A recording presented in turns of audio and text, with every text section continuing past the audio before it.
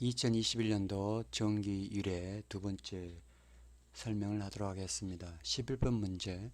특성 임피던스가 55옴인 급전선인데, 급전선이라는 것은 이제 케이블을 말하고 안테나겠죠. 그래서 이 개념 보면은 케이블의 임피던스가 55옴이고 그다음 안테나 임피던스가 이제 75옴이 돼서 임피던스가 맞지 않는 거죠. 이런 경우에는 전자파가 전파 신호가 제대로 못 가죠. 안 맞으니까요. 매칭이 맞는다는 것으로 매칭이라 그러는데 매칭이 안 되는 거고, 지난번 2021년도 정기 2회에 나오는 그 안테나 튜너가 이렇게 안 맞을 경우는 여기다가 튜너를 넣어서 매칭을 시키는 개념이 있습니다. 매칭을 시키는 개념이 이제 튜너라고 합니다.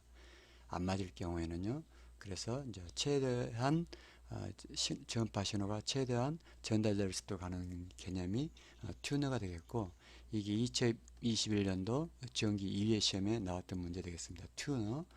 안테나 튜너 역할은 안테나 임피던스가 맞지 않을 때 임피던스를 매칭시켜서 최대한 전달되도록 하는 개념이 튜너가 되겠습니다. 자, 반사계수가 있는데, 여기서 케이블에서 이렇게 안테나로 갈 때 급전선이라고 그러죠.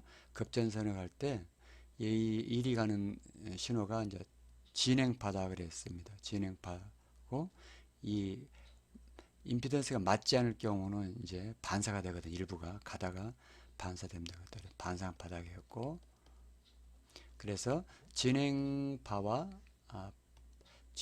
반사파가 합쳐진 걸 우리가 이제 정제파라 그랬습니다.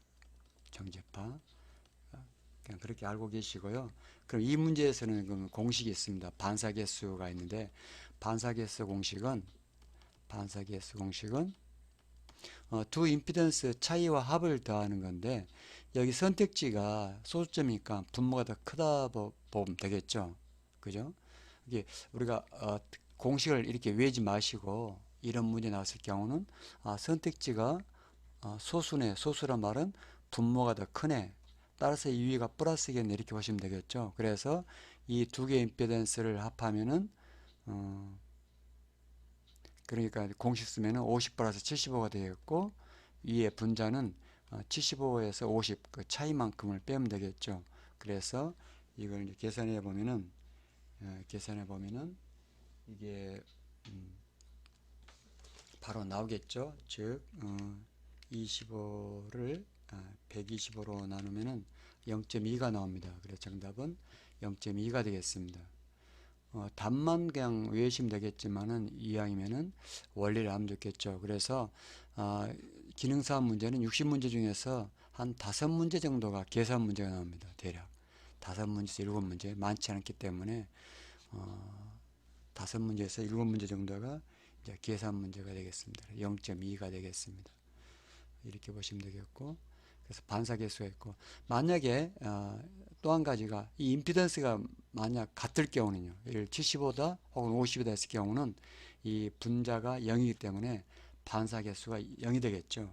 이런 것도 여러분 상식 알아두시면 좋겠습니다. 그러니까 출제자가 이 문제 그대로 내겠지만 혹시나 특성 임피던스가 50이고 급전선 임피던스가 50이고 그 다음에 안테나 임피던스는 50이다 그러면은 반사계수는 0이 되겠죠. 왜냐하면은 분자가 50 플러스 50이고 분모는 50 마이너스 50이니까 그렇게 됐다 보시면 되겠습니다.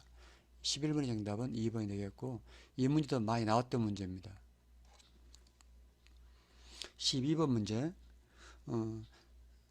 서로 다른 전파 경로를 거쳐서 수신되는 신호들이 수신점에 도착하는 시간이 다르기 때문에, 이 말은 그림으로 그리면 이렇습니다. 여러분 휴대폰이 있다가 가정했을 경우에 아파트가 여기도 있고 건물 여기도 있고 또 나무도 있고 뭐 비행기도 있고 그랬을 경우에 기지국에서 오는 신호가 이렇게 하다가 반사되면서 하고 직접 오는 신호가 있을 거고 이렇게 돌아서 오는 신호가 있을 경우에는 그만큼 여러 전파 경로를 거쳐서 신호들이 온다는 거죠. 그래서 서로 다르겠죠. 신호가 분명히 기지국에서는 똑같이 쏘았는데 이게 이렇게 다르단 말입니다. 늦게 온다는 거죠. 그래서 신호가 똑같이 이렇게 오는 게 아니고 몇 개 겹쳐오는 겁니다. 같은 신호가. 그래서 이들의 신호끼리 겹치게 됩니다. 그러다 보니까 신호가 왜곡되거나, 왜곡됐단 말은 약간 바뀐다는 뜻이죠. 그다음 그러니까 찌그러진다는 뜻이죠. 원래 이래야 되는데 이게 아니라 뭐 이렇게 온다든지 좀 길어진다든지 이렇게 되겠고, 또 신호 간의 간섭이 일어나게 되겠습니다. 그래서 그걸 뭐라고 하냐면은 딜레이, 지연돼서 확산된다는 좀 용어가 있습니다. 그래서 지연이라는 용어가 좀 애매한데요. 시간이 다르기 때문에 그렇습니다. 그래서 이쪽 106동에서 오고 바로 오는 신호와 106동에서 반사되는 신호와 약간 딜레이 되겠죠. 딜레이. 지연 확산이라고 하면 되겠습니다. 이것도 두 번이나 나왔던 문제로 알고 있습니다. 13번 문제. 조남당한 선박에서 이제 퇴선할 때, 타이타닉호처럼 이제 배가 침몰할 경우에 이제 나와야 되지 않습니까? 그러면 구명정으로 운반에 대한 장비로서 모두 맞는가 그랬죠. 구명정으로 운반하려고 그러면은 휴대하기 쉬운 소형이 되겠죠. 소형이면서 가벼야 되겠죠. 경량, 그죠? 휴대라는 의미는 적고 가벼야 되겠죠. 그런 속성을 여러분 이해하신다면은 될 겁니다. EGC 수신기는 좀 무겁고요. 사트와 그 다음에 이건 2way VHF 텔 무전기거든요. 무전기와 사트 이 정도가 이제 들어갈 수 있고요.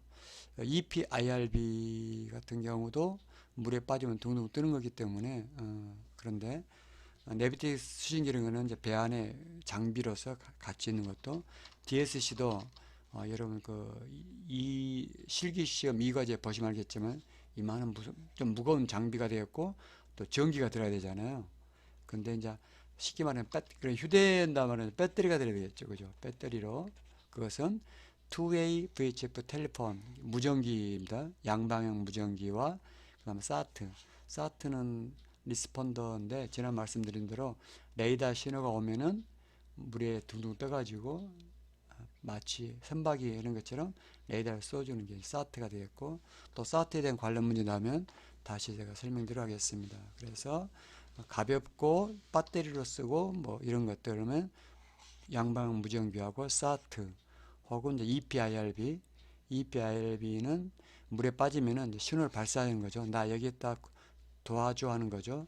Emergency Position Indicator Radio 이렇게 되어 있죠. 라디오 비콘 해가지고 되어 있습니다. 물에 빠지면 되겠고, 여러분이 바닷가에 가보면은 배들 유심히 보시기 바랍니다. 그럼 배들 보면은 이게 등 있고 보면 여기 보면은 주황색 뭐죠 주황색 볼링공처럼 생긴 볼링 핀처럼 생겼습니다. 볼링 핀처럼. 여러분 이제 EPIRB 검색해 보시면 나올 겁니다.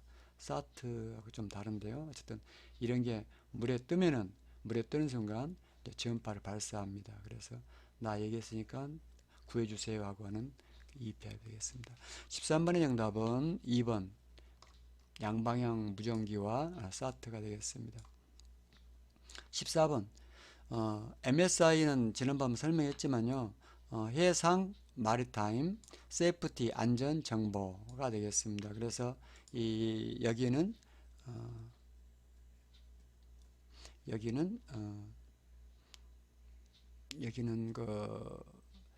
기상 정보와 그다음 항행 정보 이런 안전 정보 이런 것들이 있다고 했죠. 그래서 수신 장비인데 네비텍스 수신기나 네로밴드 다이렉트 프린팅이나 이런 것들은 이제 같은 걸 이제 다른 용어로 이야기하는 거고요. EGC는 이제 위성을 통해서 하는 겁니다. 이 두 개는 그 중파로 우리나라 서해안의 변산반도와 동해안 축변에서 보내는 중파 방송이고요. EGC는 위성을 통해서 이제 받는 거가 되겠습니다. 근데 AM 수신기가 이제 정답이 되겠습니다. 아니다는 거가 되겠습니다. 15번 문제. 지구의 적도 상공 36,000km에서 지구의 자전동기와 동일의 회전 위성이다 그랬습니다. 그래서 지구 상공에 지구가 이렇게 있으면은 지구가 자전하죠. 하루 24시간 주기로 자전하는데 거기에 맞게끔 공전하는, 지구 똑같이 공전하니까 내 입장에서 봐서는 정지되는 것처럼 보이겠죠. 그래서 적도 상공에다가 하는 거고, 그래서 정지위성입니다. 얘가 돌긴 도는데요. 공전이라고 그러죠. 얘가 돌긴 도는데 지구의 자전 속도가 똑같이 돌기 때문에 얘 입장에서 봐서는 가만히 있는 것처럼 정지해 있는 것처럼 보이죠. 그래서 가끔 시험 문제가 36,000km. 그래서 여기서는 이제 또 다른 문제가 예상 문제가 뭐냐면은 원심력, 이 인공위성이 밖으로 나가려는 원심력과 그다음 떨어지려는 구심력이 일치할 때 가만히 있겠죠. 그죠? 안 그러면은 인공위성이 도망가 버리거나 아니면 땅에 떨어지겠죠. 그래서 원심력과 구심력이 똑같은 지역인 그 지역이 어디냐면 과학자들이 발견하는 게 적도상공 약 36,000km가 되겠고, 그래서 정지위성이 되겠습니다. 정답은 정지위성. 해상 위성 통신 시스템이 선박에 설치되어 있다면은 그 무선국은 선박 지구국이 되겠습니다. 자, 선박 지구국에 반대되는 위성을 뭐라 하냐면 우주국이랍니다. 전파법을 한번 참조해 보시면요. 전파법 초반부에 전파법 관련된 용어가 나오는데요. 인공위성을 갖다가 우주국이라고 어, 지구에 있는 무선국을 지구국이라는데 여기에서 배에 있으면 선박지구국, 그 다음에 육상에 있으면 육상지구국 이렇게 되겠습니다. 그래서 우주국과 지구국 용어를 알아두시면 좋겠습니다.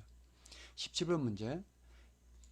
600mm 오음의 저항에 1mW를 구하면은 전압은 얼마인가 그런데 이것은 그냥 오음의 법칙 구하면 되겠죠. 오음의 법칙은 우선 V는 전류 곱하기 저항이 있고 전력은 전압 곱하기 전류가 있습니다. 그래서 여기에서 이제 공식을 구하면 되는데요. 정답은 계산해 보면 아시겠지만 이건데 그냥 외우시면 좋겠고요.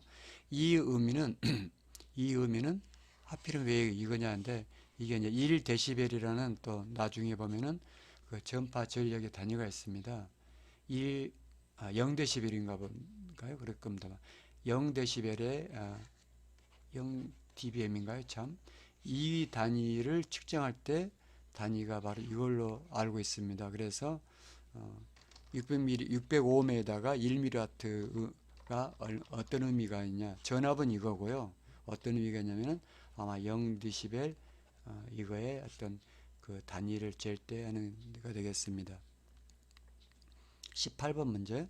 리사주 도형 한번 검색해 보시면 되겠고 제가 그 자신 있게 설명을 못 드리겠는데 변조도 측정이라는 게 있습니다. 그래서 리사주 도형이 뭐 이렇게 되거나 뭐 사다리꼴 되거나 아니면 포물선 되거나 타연도형 되는 이런 게 있습니다. 주로 오실로스코프 할 때도 이렇게 보는데요. 이랬을 때 정답은 4번이라고 합니다. 그래서 이건 한번 검색해 보시고요. 19번 문제. 수신기 라디오처럼 TV처럼 감도 측정입니다. 그 감도 얼마나 그 하는가 하는데 우선 표준 신호 발생기로 신호를 발생하고 그다음 안테나를 가지고 그다음에 전압이 되겠죠. 볼트로 알고 있고요. 예, 전류기가 이제 필요 없는 건데 왜 전류기가 안 쓰냐면요.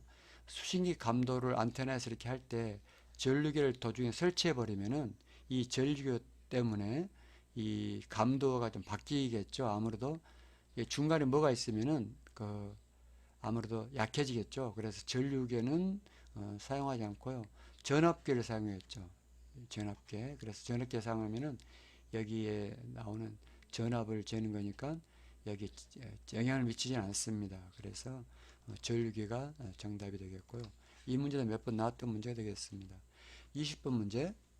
다음은 안테나의 고위 주파수를 측정하기 위함보다 바로 아까 이런 것처럼 이제 이렇게 표준신호 발생기를 한다든지 뭐 여기 주파수기 한다든지 뭐 아니면 수신기들이 와 있겠죠. 그래서 고주파 전류계의 지시 전류계가 여기 있네요. 이런 경우는. 자, 이런 경우는 주파수하고 이제 안테나 고유 주파수를 측정하기 위한 회로가 되겠습니다. 그래서 고주파 전류계 지시값과 고주파 발진기하고 안테나 이게 안테나죠. 안테나 사이에 결합 어떻게 하면 좋겠냐는데 정답이 이거던데요. 전류계의 지시값은 최대로 오게끔 이제 튜닝을 하게 되고 코일의 결합은 이 코일이 여기 코일인지 여기 코일까지인지 모르겠는데 밀결합이 있고 소결합이 있는데 밀결합은 아주 가깝게 결합하기 때문에 서로 영향을 미칠 수 있다는 개념에서는 여기서는 소결합, 좀 약간 떨어져서 결합시킨다 이런 식으로 그렇게 보시면 되겠습니다. 지금까지 20번까지 설명드렸습니다. 감사합니다.